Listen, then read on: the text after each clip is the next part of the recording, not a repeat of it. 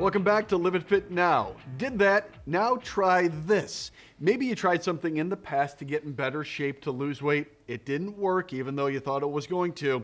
We're going to show you why it didn't work and what you could do to get in better shape starting today. Today we're going to be talking about fats, a low-fat diet versus a high-fat diet. And believe it or not, we both recommend a high-fat diet for many reasons. There's a huge history in this whole thing. If you're over the age of about 30, you live during a time, now mind you, I'm not above 30, but you live during a time in which a lot of people recommended no-fat or low-fat diets for a couple different reasons. Reason number one is many people thought if you ate a lot of fat, it would make you fat.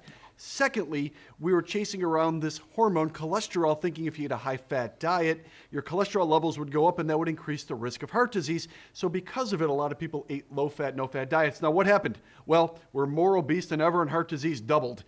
It didn't really work, and now we flipped it around and we're looking more at the Mediterranean system, Mediterranean diets, which are much higher in fat. Absolutely. And working with a lot of these fats, we have a lot of different examples. There are some fats that are not solid at room temperature and some that are. And some of those ones that are solid at room temperature are no longer bad fats. It can be very, very confusing when it comes to saturated versus non-saturated fats. And you're talking about something that's a little bit more complicated. In general, there are good fats and bad fats. We're simplifying this right now. What Chef Binks is alluding to is, in general, the saturated or the bad ones are solid at room temperature. Think of margarine, think of butter in a way, something like that, a vat of Crisco, bad fat.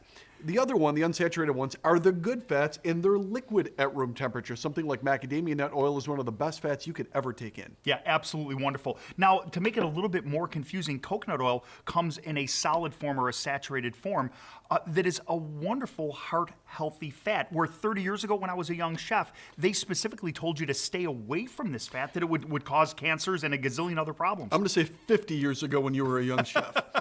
Coconut oil is a saturated fat, so it's bad by our general definition, but there are some good properties in it. And I think what you're alluding to is the fact that you could have some good fats like coconut oil that actually increase your medium-chain triglycerides, the lauric acid content that's inside there, and that is heart healthy and protective. Now, that being said, people like using coconut oil because it holds up to high heat, right? As a chef? Absolutely. Very high heat, stable, and a really wonderful fat. When it comes to some of the other fats that are on the table, there are sort of mixed grades of temperature ratings for fats. Certain fats like olive oils do hold up to a certain amount of heat, but not high heat sauteing. So a real high temperature type of heat or grilling, it would not hold up to. Some of these other oils are beautiful for finishing oil. So as you're looking through the grocery store, it can be a little bit confusing because there's all these different flavors and wonderful different combinations. Yes, number one, they're delicious. They add a lot of different unusual flavors into your food. Most of them are super, super healthy. Just make sure to take a look at whether they're high heat stable or non-high heat stable so you know what application to use them in, because that's very important, or else you can end up with a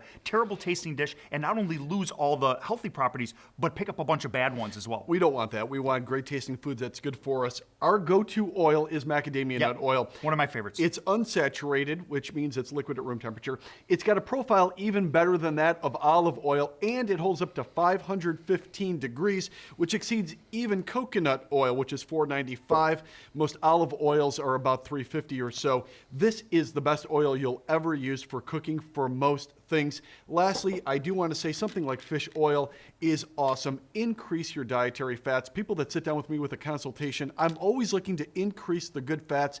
And once we do that, they always lose weight, they drop body fat, and they get healthier today. Speaking of healthy, let's head over into the kitchen where we'll share with you some of our favorite healthy recipes.